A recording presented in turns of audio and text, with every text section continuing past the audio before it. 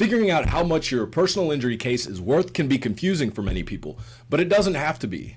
This video is part 2 in my video series on the 12 factors that can impact the settlement value of your personal injury claim. If you missed part 1, just click the link that appears in the top right of the screen and come back to this after you've seen that video. Now, before we get into the video, let me give a quick disclaimer. This video is not legal advice. It's for educational purposes only.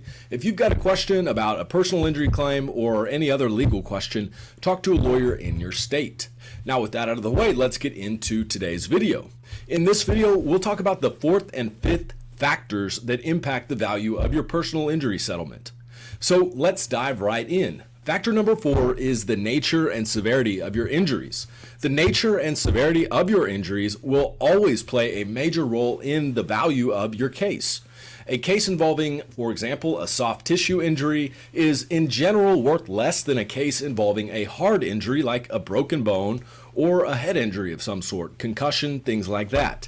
Now, scars, disfigurement, lost limbs, those can all raise the value of your case because obviously they tend to be a lot more severe than soft tissue injuries. That being said, that's not to discount or diminish how bad and painful soft tissue injuries can be, because oftentimes they can make your life miserable. Injuries that require medical devices like braces, walkers, canes, and walking boots can raise the value of your claim, but only if there is clear evidence that you need these things. The 5th factor that will have a major impact on the value of your personal injury claim and how much you can settle that for is the harms and losses that you have suffered.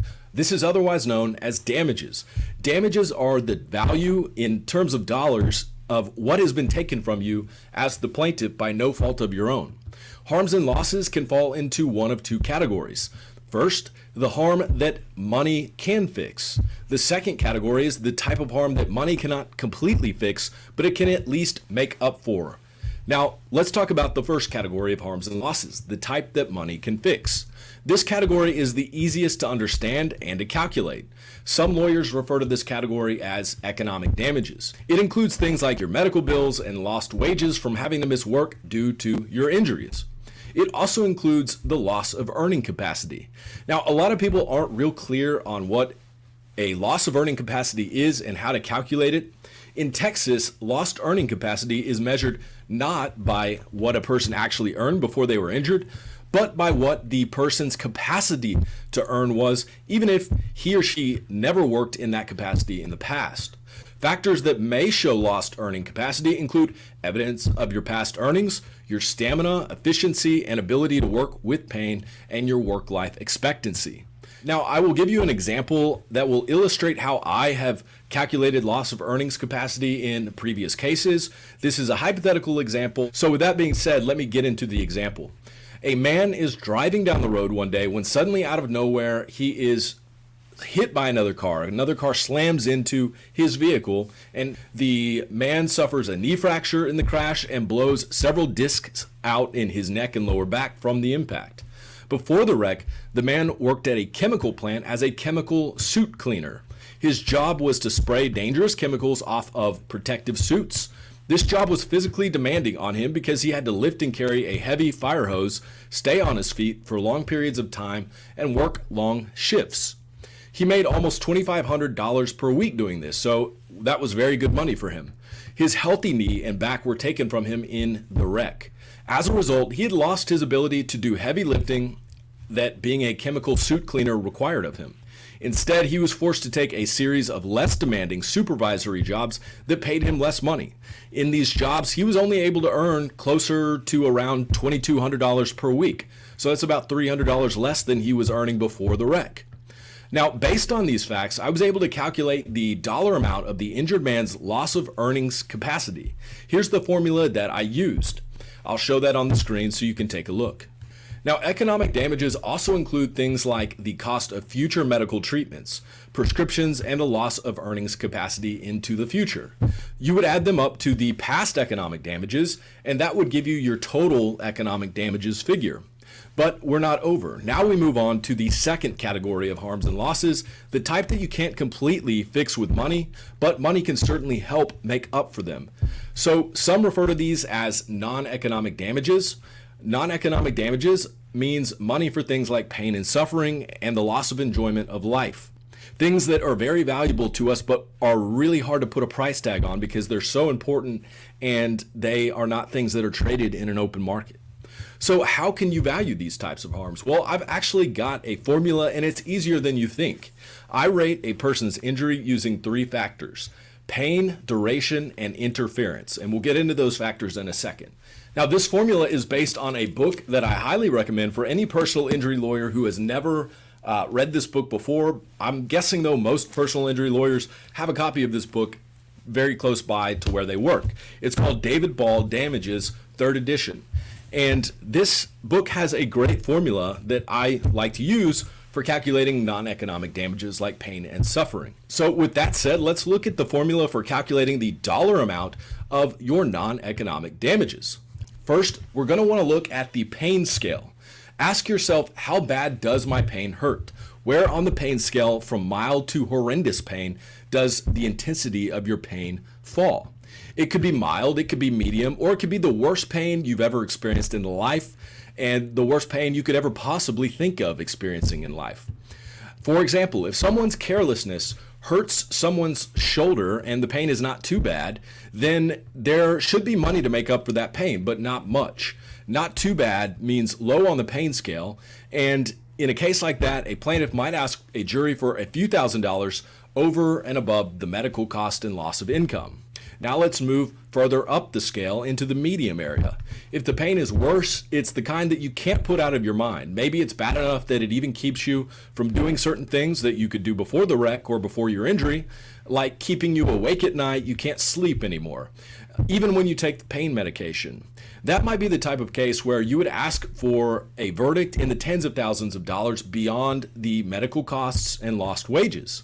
Now let's go to the high area of the pain scale, all the way up the pain scale.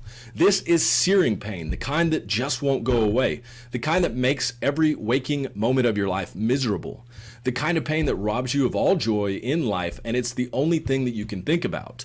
In this type of case, you might ask a jury for a verdict of $500,000 or even $600,000, closer to $1 million, above your medical cost and loss of income, in order to make up for that pain. Next, you're going to want to look at the duration scale and rank yourself on that duration scale. To do this, just ask yourself, how long does my pain last? Pain can show up for a few minutes and then go away, or it can last an entire lifetime. Pain that lasts a short time, maybe a few weeks or maybe even a month or two, is low on the pain duration scale. It doesn't take a lot to make up for. That's the type of case where you might ask for a verdict of $1,000 or $2,000 above and beyond the medical cost and lost income, or $20,000 or $30,000 if your pain was high on the pain scale, but it only lasted for a few weeks.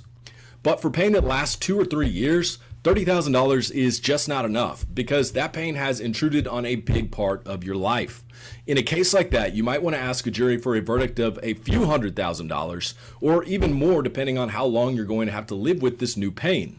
But what if you have to live your entire rest of your life with this new pain, 30 years or more, living every day, every hour with this kind of pain? Getting worse with time as arthritis and other problems of aging creep in.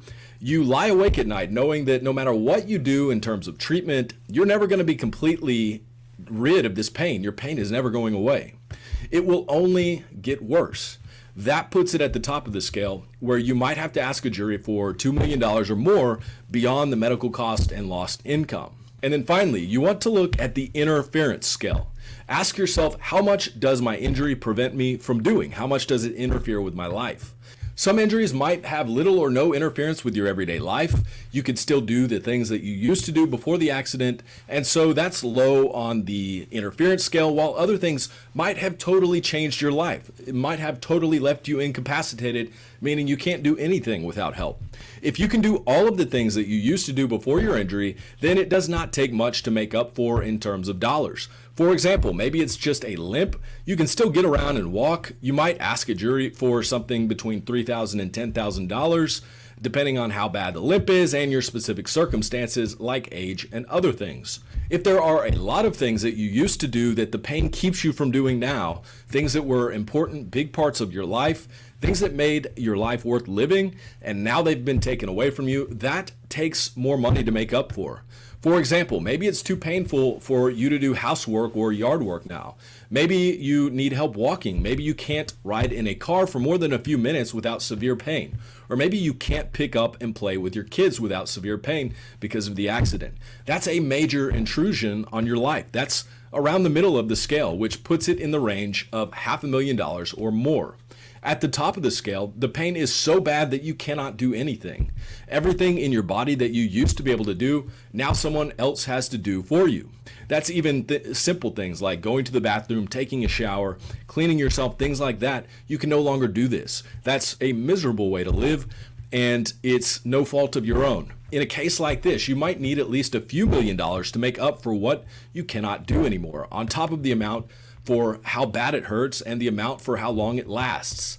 So that's how I would calculate a client's non-economic damages in a personal injury case. Now, if you want to unlock special perks and bonus content, then join my channel membership program today. All you have to do is click the link in the description below. And don't forget to subscribe and turn the bell notification icon on if you have not done so already, so that you do not miss part 3 of this video series.